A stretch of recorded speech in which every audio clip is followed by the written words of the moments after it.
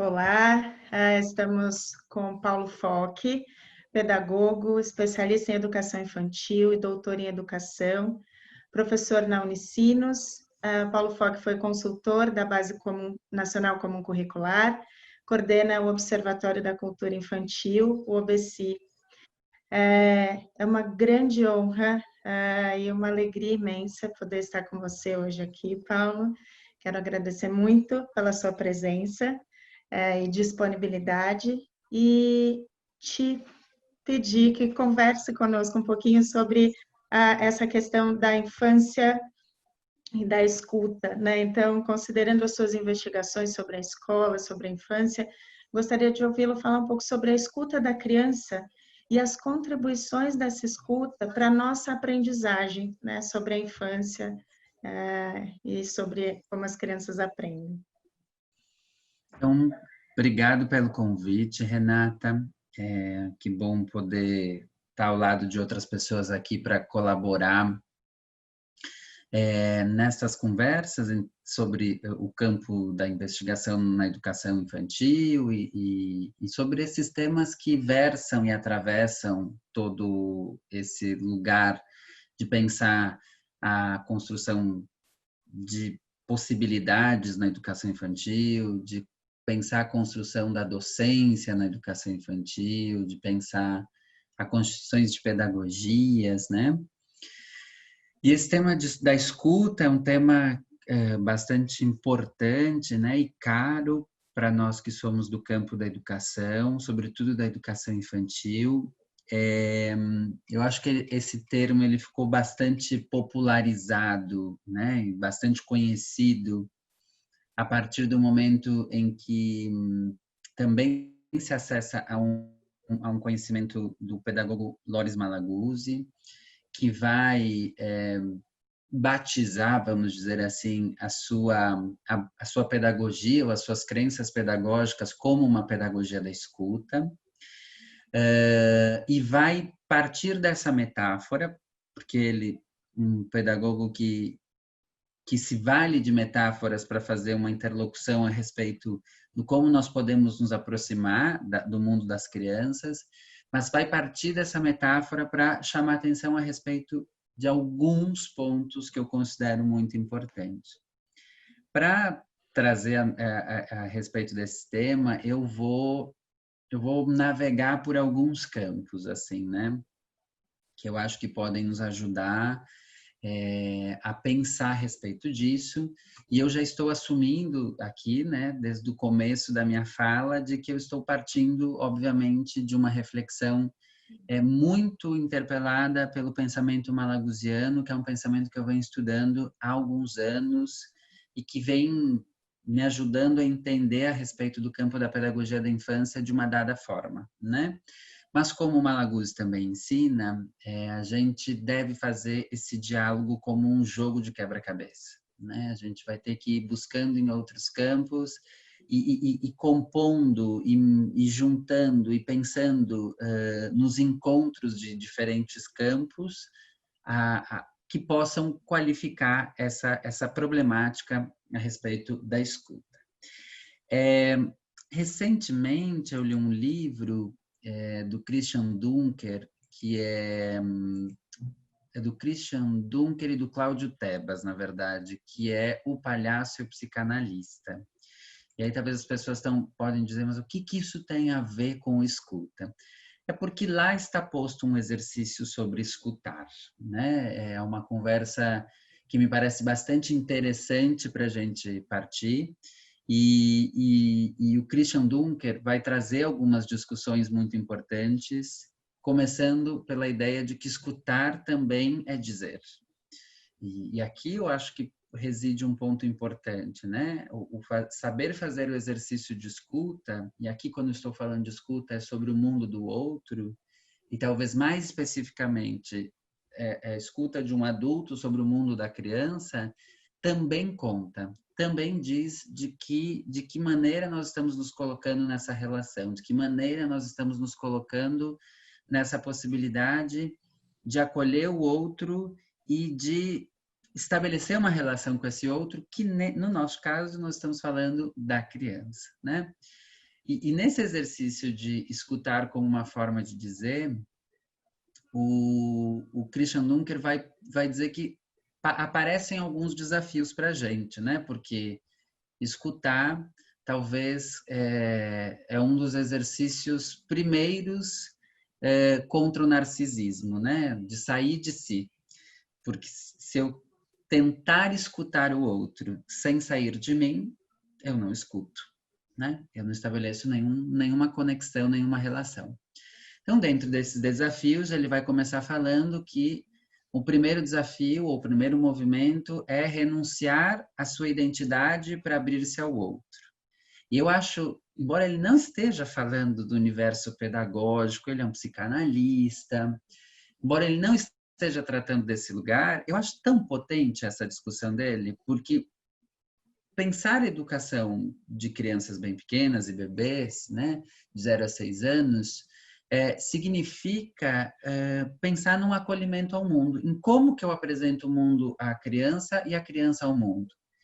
E esse exercício não se faz num processo de colonização do pensamento da criança e nem do abandono. Se faz num processo de escuta e acolhimento da criança. Fazer esse exercício de acolhimento parte de um pressuposto de abertura ao mundo do outro. E aí, por isso que eu gosto desse primeiro movimento, desse primeiro desafio que ele vai dizer, que um primeiro aspecto é a renúncia da nossa própria identidade. Se eu olhar para a criança a partir do meu mundo adulto, a criança vai estar sempre em déficit, a criança vai estar sempre com falta, e eu não vou conseguir perceber quem a criança é. A Carla Rinaldi, num texto belíssimo dela sobre a imagem de criança, ela vai dizer que pelo menos há 2 imagens. E que a partir, né, o que o Malaguzzi sempre chamou a atenção, a partir dessa imagem que nós temos de criança, nós contamos, nós dizemos do modo como nós nos relacionamos com elas. Se nós temos uma imagem de uma criança que não é, eu vou dialogar com essa criança, vou me relacionar com essa criança a partir da falta. Eu vou me relacionar com essa criança a partir do que ela ainda não alcançou. Ao contrário, se eu tenho uma imagem de uma criança que é, eu me relaciono com essa criança a partir do que ela já é, já faz, já pode. E, portanto, isso significa o reconhecimento da identidade do outro que é distinta da minha identidade. Então, esse primeiro movimento, esse primeiro desafio que o Christian Dunker pontua, para mim, me parece muito interessante. O segundo, ele vai falar que é colocar-se no lugar do outro e, a partir disso, começar a falar pelo outro. Ou colocar-se no lugar do outro e abrir-se para aquilo que você ainda não sabe. Fecha aspas, né? Porque aqui eu estou parafraseando ele. Eu gosto dessa ideia de pensar, de colocar-se no lugar do outro e abrir-se para aquilo que eu ainda não sei. Porque aí quando eu penso num exercício de escuta, eu estou falando da escuta como um exercício também de atenção. Um exercício também de estar atento ao outro, de estar preocupado com esse outro. Vou recuperar aqui um termo que a minha amiga e colega Bianca falou ontem, de se sentir sentido pelo outro, de se sentir a salvo pelo outro, de se sentir sossegado pelo outro, que pelo menos seriam os 3 aspectos da vinculação entre uma pessoa e outra, entre eu e alguém, né?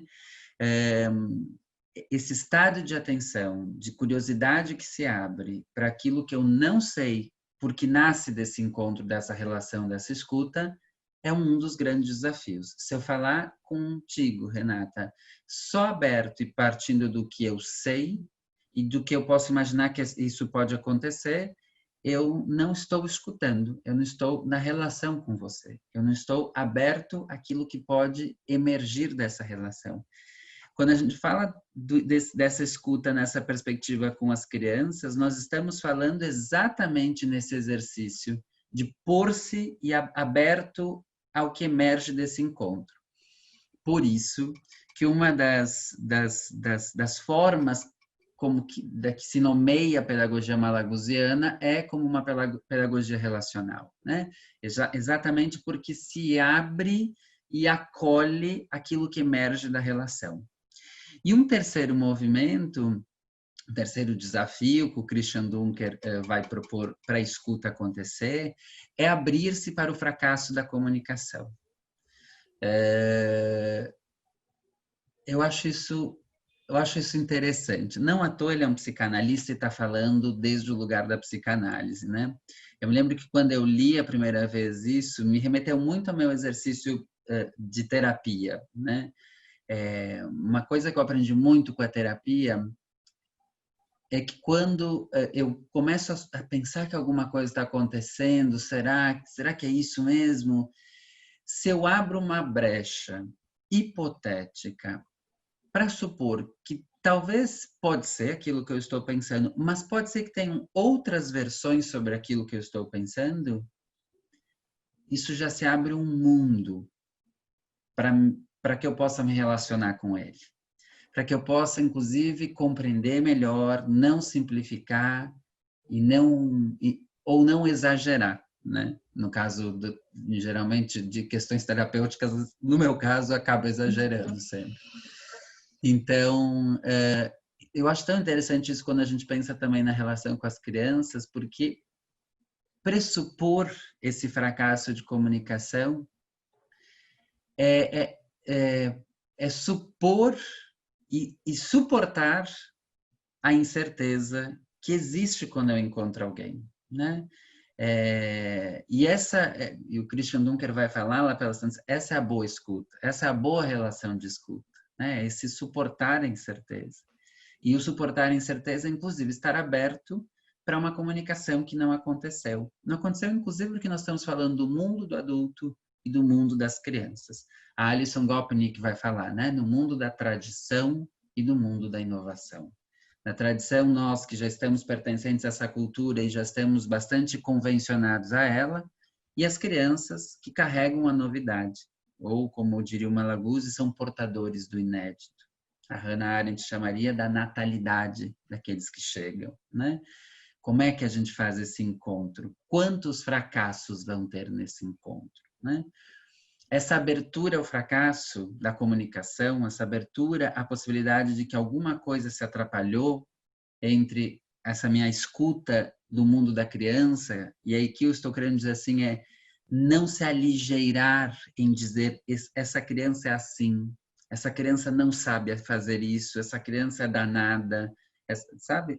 É se abrir a possibilidade de que talvez eu não estou conseguindo compreender melhor essa escuta, compreender melhor essa criança, perceber melhor essa relação. Então, esses 3 exercícios lá da psicanálise, né? Vamos pensar que eu estou tomando emprestado uma reflexão para pensar isso no campo da educação, me parece que pode ser um exercício muito interessante. Seguindo ainda nessa perspectiva, é importante chamar a atenção que quando o Malaguzzi fala de escuta, ele não está falando no lugar do audível, né? Porque, inclusive, é onde ficariam os bebês nessa relação. Para o Malaguzzi, escutar é verbo ativo. Inclusive, significa para ele a capacidade do adulto saber responder, e responder no sentido de traduzir no cotidiano pedagógico as necessidades das crianças. Esse exercício só emerge de um adulto capaz de se abrir ao mundo das crianças e suficientemente fecundado em teorias que ajudem a ler e compreender a realidade do mundo da criança. Escutar não é um exercício simples, assim como observação, que são termos que estão bastante conectados, né?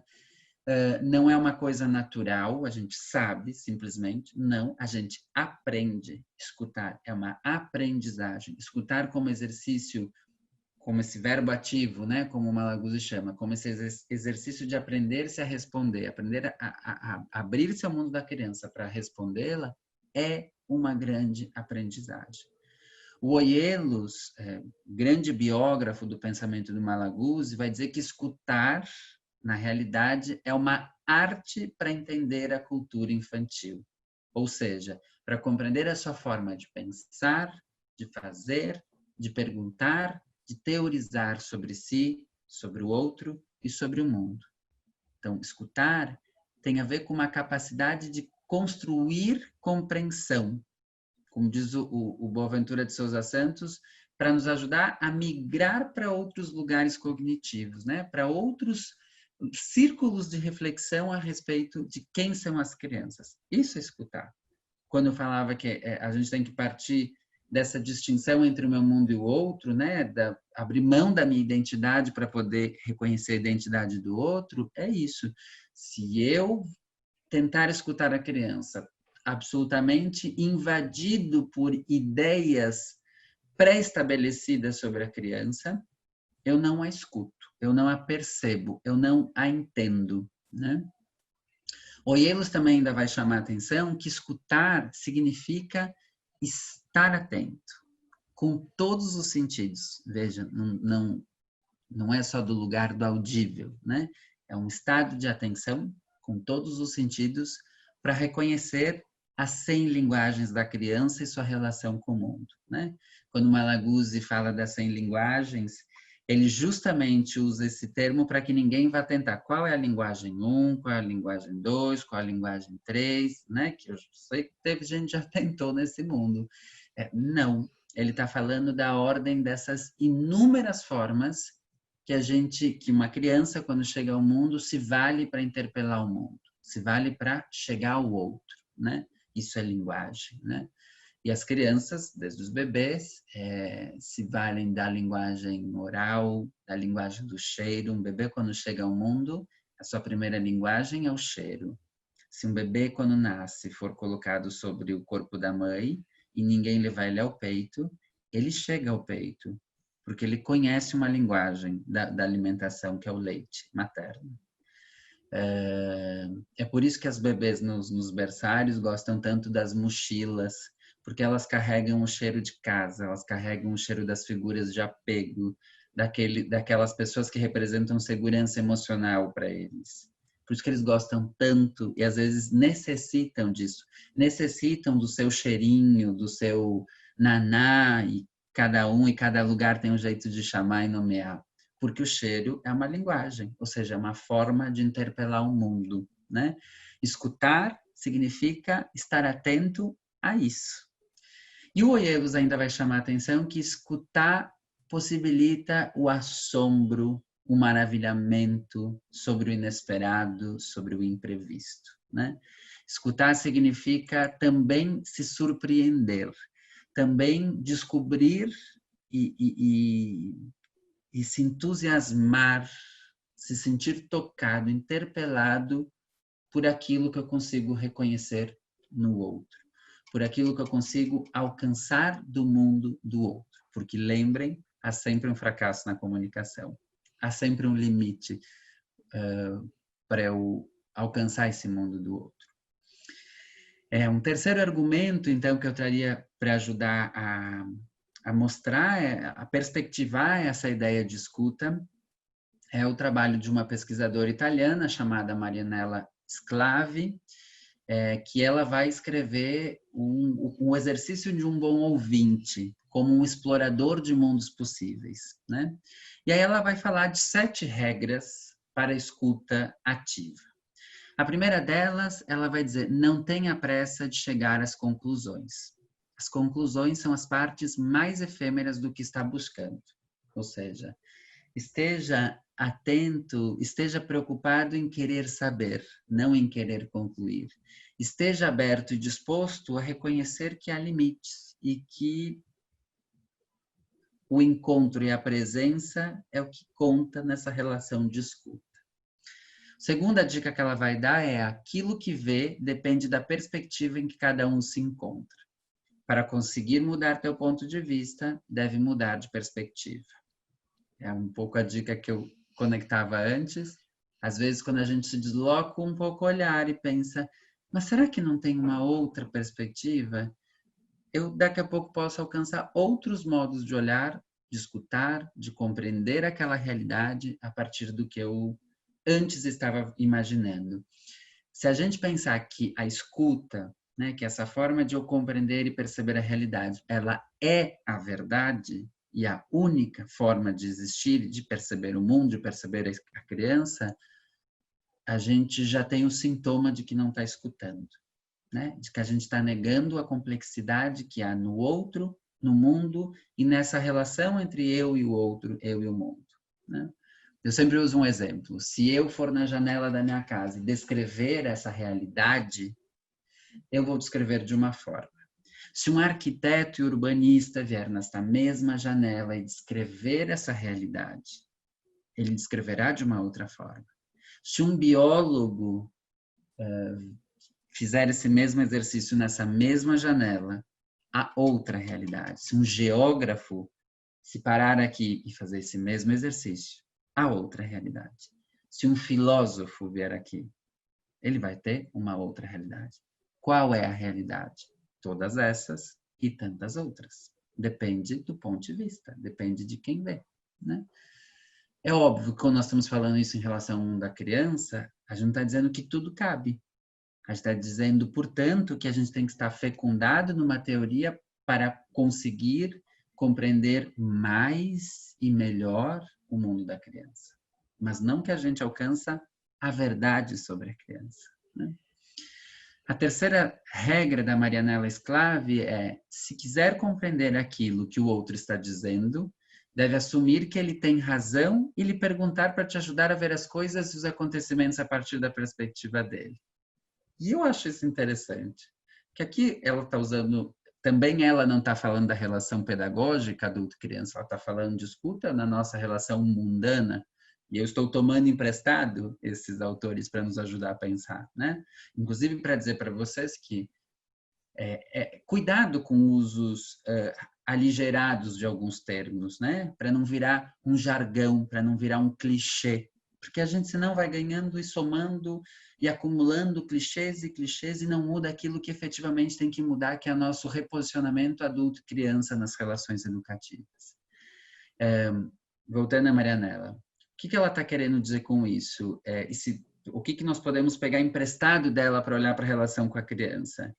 Quando uma criança faz alguma coisa, está hipotizando uma construção, e talvez eu, quando estou olhando, já imagino, ela poderia fazer isso, mas a criança vai por um outro caminho, queira saber por que ela tomou aquele caminho, queira entender. Queira estar aberto ao mundo da criança e a sua forma de perceber o seu mundo e o mundo que ela está participando. A quarta regra da Marianela Sclavi é: as emoções são instrumentos cognitivos fundamentais quando se sabe compreender a sua linguagem. Não te informa sobre a coisa que você vê, mas sobre como ver.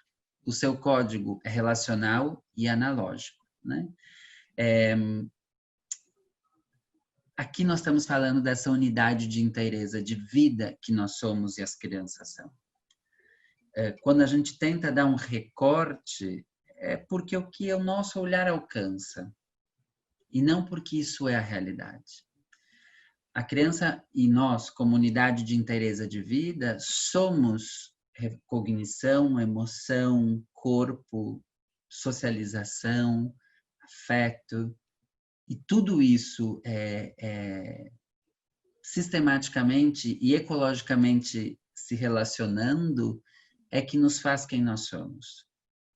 Reconhecer essa ecologia do outro, essa ecologia da criança, essa ecologia da sua ação, né? Pode ser um ponto importante para esse exercício de escuta. A quinta dica dela: um bom ouvinte é um explorador de mundos possíveis. Os sinais mais importantes para ele são aqueles que se apresentam à consciência ao mesmo tempo descuidados e fastidosos, porque são incongruentes com sua própria certeza. Só a primeira frase já diz tudo, né? Escutar e fazer um exercício de escuta é explorar mundos possíveis. Eu conecto isso com uma discussão do Brunner, né, que ele vai falar de criar novos mundos possíveis a partir da narrativa. Nós podemos dizer que quando a gente escuta a criança Escuta, sempre que eu estou falando aqui, não é sentar e dizer, me conta o que você tem para dizer. Escuta é como eu me relaciono com a criança.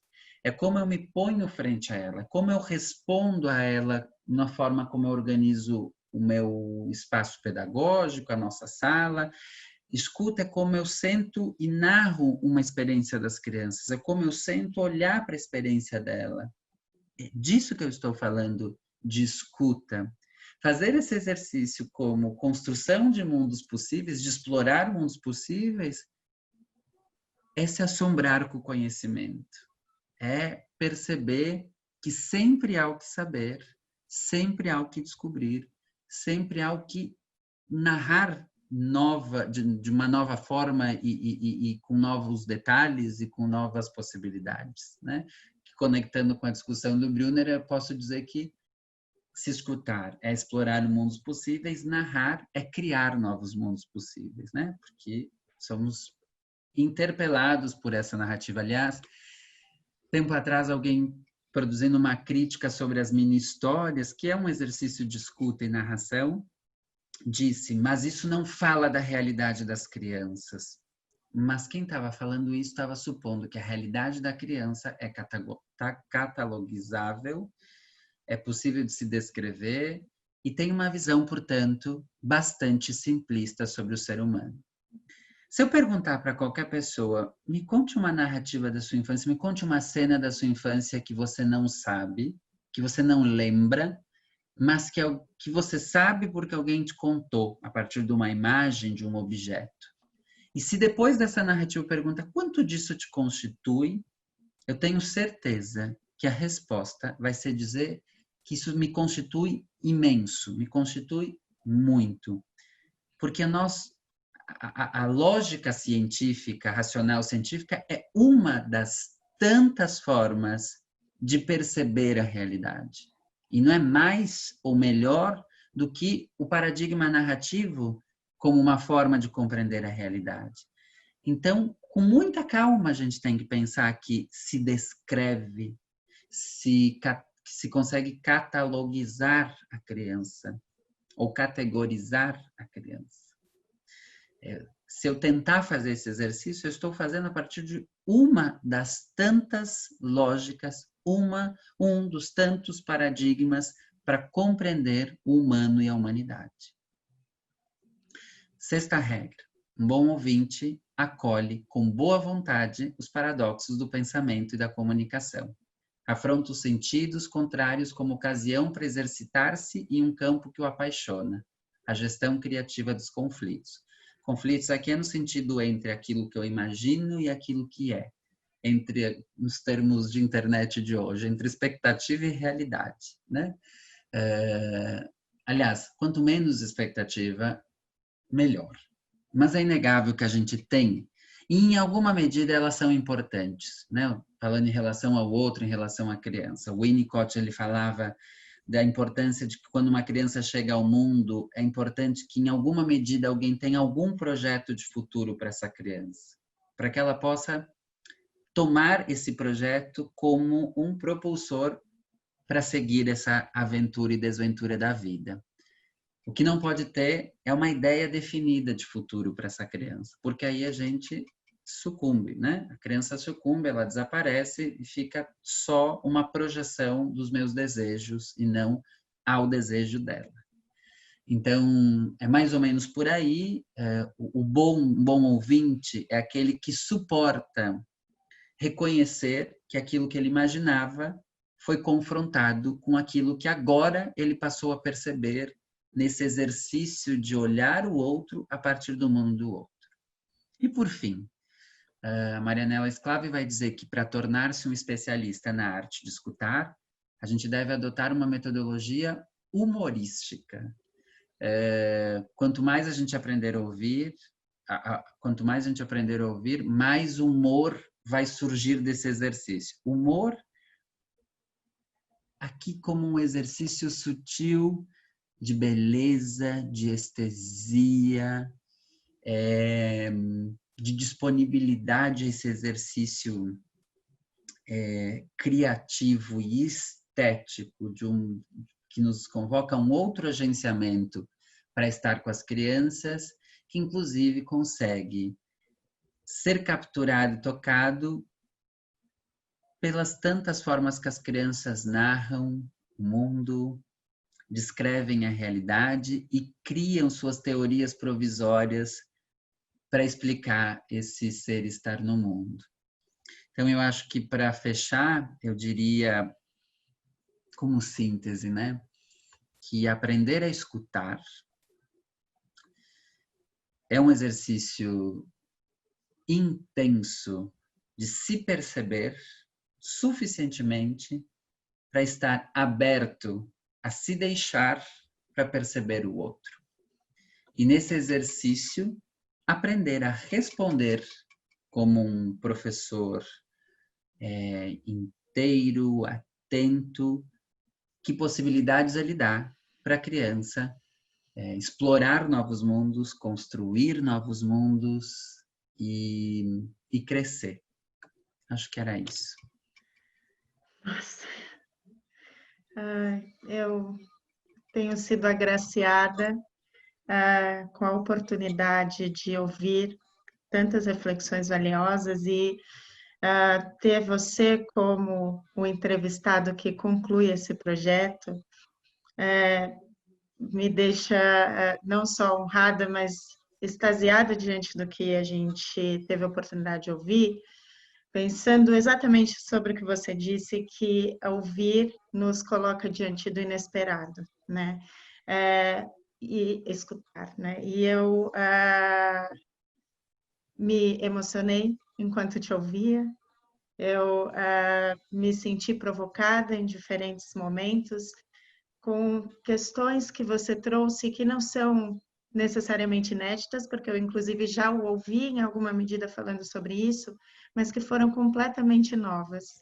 Também porque sou outra nesse momento te ouvindo, né, te escutando e refletindo sobre isso. Então, quero mais uma vez te agradecer muito. Tenho certeza que vai ser uma contribuição incrível para tantas pessoas que terão a oportunidade de escutá-lo falando sobre essas questões com tanta profundidade, sensibilidade e beleza. Muito obrigada mesmo. Eu que agradeço, Renata. Eu acho que eu nunca tinha parado para falar sobre escuta. Assim, acho que ela sempre veio tangenciando tantas outras questões, então também foi uma oportunidade muito significativa para mim, para dizer o que você pensa sobre escuta, quem são teus interlocutores que vão compondo o teu campo reflexivo para falar de escuta. Então foi uma grande oportunidade. Obrigado e espero que as pessoas que tenham a paciência de escutar desfrutem também. Obrigada.